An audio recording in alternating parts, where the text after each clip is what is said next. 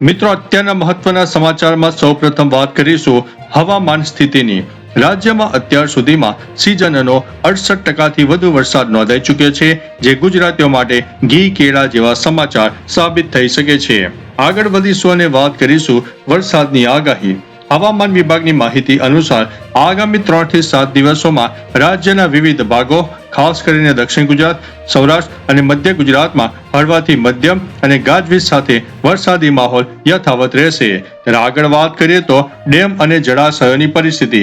Sardar Sarovar dam સહિત રાજ્યના મુખ્ય ડેમોમાં નવા નીરની વિપુલ પ્રમાણમાં આવક થઈ રહી છે, જેનાથી 21 થી વધુ ડેમો એલર્ટ ઉપર મૂકી દેવામાં આવ્યા છે.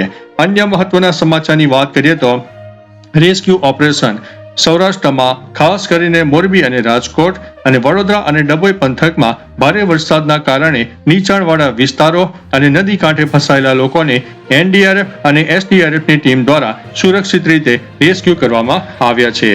અન્ય મહત્વના સમાચારની વાત કરીએ તો રસ્તા બંધ.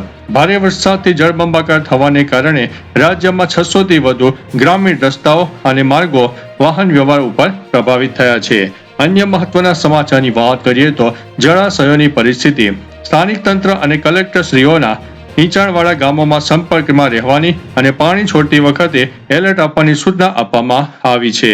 આગળ વધી અને વાત કરીએ તો સુરતની ઓલપાડમાં બોલાવ ગામ અને કિમ જીઆઈડીસી વિસ્તારમાં પૂરના પાણી ફરી વળતા વેપાર ઉદ્યોગને માઠી અસર પહોંચી છે.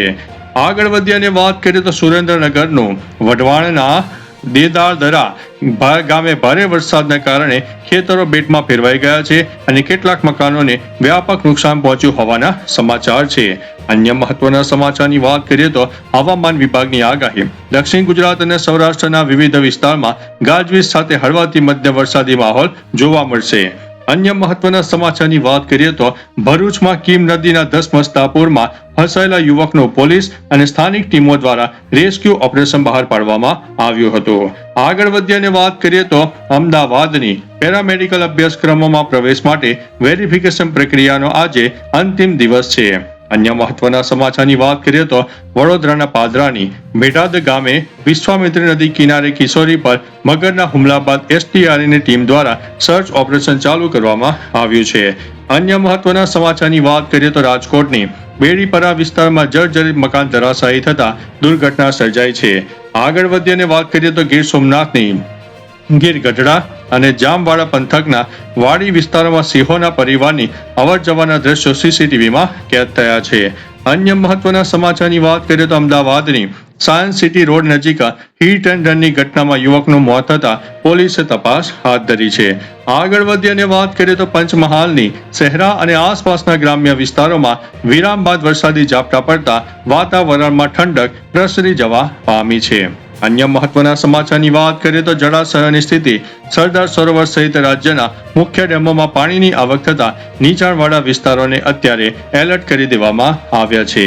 આગળ વાત કરીએ તો સુરત કાપડ બજારની પૂર અને વરસાદની અસરના કારણે વેપારી મંડળો દ્વારા કાપડ માર્કેટો આંશિક બંધ રાખવાનો નિર્ણય લેવામાં આવ્યો છે. અન્ય મહત્વના સમાચારની વાત કરીએ તો સાયબર સુરક્ષાની. રાજ્યમાં નાણાકીય સાયબર ફ્રોડનો ભોગ બનેલા નાગરિકો માટે ઓનલાઈન E0 FIR પ્રક્રિયા ઝડપી બનાવવામાં આવી છે. અન્ય મહત્વના સમાચારની વાત કરીએ તો બેંક હોલિડે એનાઉન્સમેન્ટ. ઓગસ્ટ મહિનામાં તહેવારો અને રજાઓના કારણે બેંકોની કામગીરી પર અસર પડશે. આરબીઆઈ દ્વારા યાદી જાહેર કરવામાં આવી છે. અન્ય મહત્વના સમાચારની વાત કરીએ તો એલપીજી ભાવની. કોમર્શિયલ ગેસ સિલિન્ડરના ભાવમાં રાહત મળતા હોટેલ અને રેસ્ટોરન્ટ ઉદ્યોગને ટેકો મળ્યો છે. આગળ વધી અને વાત કરીએ તો બનાસકાંઠાની અંબાજી અને દાંતા પંથકમાં ફરીથી વરસાદી પાણી ભરાતા સ્થાનિક તંત્ર દ્વારા માર્ગો સાફ કરવાની કામગીરી હાથ ધરવામાં આવી છે. અન્ય મહત્વના સમાચારની વાત કરીએ તો મહીસાગરની 4 કોશિયા નાકા પાસે ટ્રક અકસ્માત સર્જાતા વાહન વ્યવહાર ક્ષણિક માટે ખોરવાઈ ગયો હતો. અન્ય મહત્વના સમાચારની વાત કરીએ તો કૃષિ અપડેટની. ચોમાસુ પાક માટે અનુકૂળ વરસાદ રહેતા રાજ્યભરના ખેડૂતોમાં વાવણી અને ખાતરની કામગીરી ઝડપી બની રહી છે. આગળ વાત કરીએ તો એસટી બસ સેવાની. વરસાદી રસ્તા પ્રભાવિત થયા હોવા તેવા ગ્રામીણ વિસ્તારોમાં એસટી બસના રૂટ ડાયવર્ટ કરવામાં આવી રહ્યા છે. આરોગ્ય વિભાગની મિત્રો ચેતવણી. ચોમાસાની ઋતુમાં મચ્છરજન્ય અને પાણીજન્ય રોગચાળો ન ફેલાય તે માટે મહાનગરપાલિકા દ્વારા ફોગિંગ અને સર્વે કામગીરી તેજ કરવામાં આવી છે. આગળ વધીએ અને વાત કરીએ તો સૌરાષ્ટ્ર હાઈવેની સ્ટેટ હાઈવે પર ભરાયેલા પાણીનો નિકાલ કરવા માટે માર્ગ અને મકાન વિભાગની ટીમો તૈનાત કરવામાં આવી છે. આગળ વધીએ અને વાત કરીએ તો અન્ન અને નાગરિક પુરવઠાની રેશનિંગ દુકાનો પર ઓગસ્ટના માસના અનાજ વિતરણની પ્રક્રિયા શરૂ કરવાનો વહીવટી તંત્રએ આદેશ આપ્યો છે. ત્યારે વાત કરીશું ખેલ મહાકુંભ તૈયારીઓ. રાજ્ય સ્તરની રમતગમત સ્પર્ધાઓ અને ખેલ મહાકુંભના આગામી આયોજન માટે સ્પોર્ટ્સ ઓથોરિટી દ્વારા રજીસ્ટ્રેશન સમીક્ષા યોજવામાં આવી છે. તો ચાલો મિત્રો, ફરીથી દેશ અને દુનિયાના સુપરફાસ્ટ સમાચાર લઈને મળતા રહીશું. ત્યાં સુધી અમને રજા આપશો. નમસ્તે.